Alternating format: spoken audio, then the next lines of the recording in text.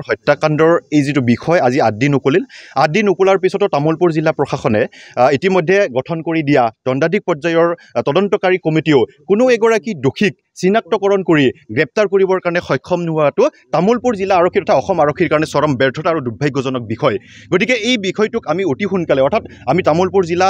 আয়ুক্ত মহোদয় আৰু তামুলপুৰ জিলাৰ আৰক্ষী অধীক্ষক ডাঙৰীয়াক ইতিমধ্যে আমি সাক্ষাৎ কৰি প্ৰায় 30 মিনিটতকৈ অধিক সময় আলোচনাত মিলিত হ'লোঁ আৰু তেখেতসকলক এটা কথা স্পষ্টভাৱে কৈছোঁ যে অভিষেক দাসৰ হত্যাকাণ্ডৰ আজি 8 দিন উকলিল এই 8 দিন উকলি যোৱাৰ পিছতো কোনো এগৰাকী দোষীক তেওঁলোকে চিনাক্তকৰণ কৰি উচিত শাস্তি বা গ্ৰেপ্তাৰ কৰিবৰ কাৰণে সক্ষম নহ'ল গতিকে অহা 24 ঘণ্টাৰ ভিতৰত আমি তেখেতসকলক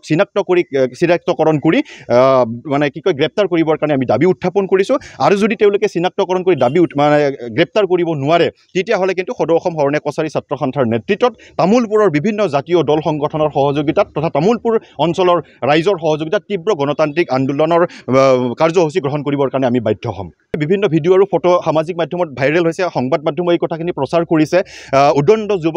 ব্যক্তিসকলে কাঠৰ বাটাম লৈছে বাল্টিৰে লৈছে আমি স্পট ভেৰিফিকেশ্যন কৰিছোঁ তাতে বাল্টিৰে কোনো কংক্ৰিটৰ কাম বা পানী আনিব পৰা তেনেকুৱা ধৰণৰ কোনো ব্যৱস্থা তাত নাই আৰু কাঠৰ বাটাম লৈ ৰখি থকাটোই কি সূচায় ভিডিঅ'বিলাকত যে ধৰ মাৰ কৰি আছে সেইটোই কি সূচায় গতিকে এইবিলাকৰ ভইচবিলাক ৰেকৰ্ডিং কৰি বা ভইচ পৰীক্ষা নিৰীক্ষণ কৰি তেওঁলোকক গ্ৰেপ্তাৰ কৰিব নোৱাৰাটো সাংঘাতিক দুৰ্ভাগ্যজনক কথা আৰু এতিয়া এটা কথা তাৰে প্ৰত্যক্ষদৰ্শী হিচাপে কিছুমানে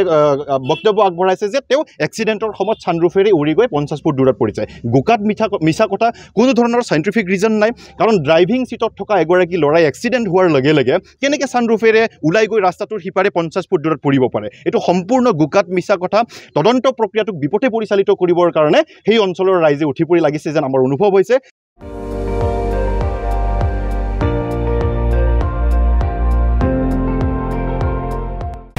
আপুনি চাই আছে ND24 সৰ্বশ্ৰেষ্ঠ নহয় সৰ্বোত্তমৰ দৌৰা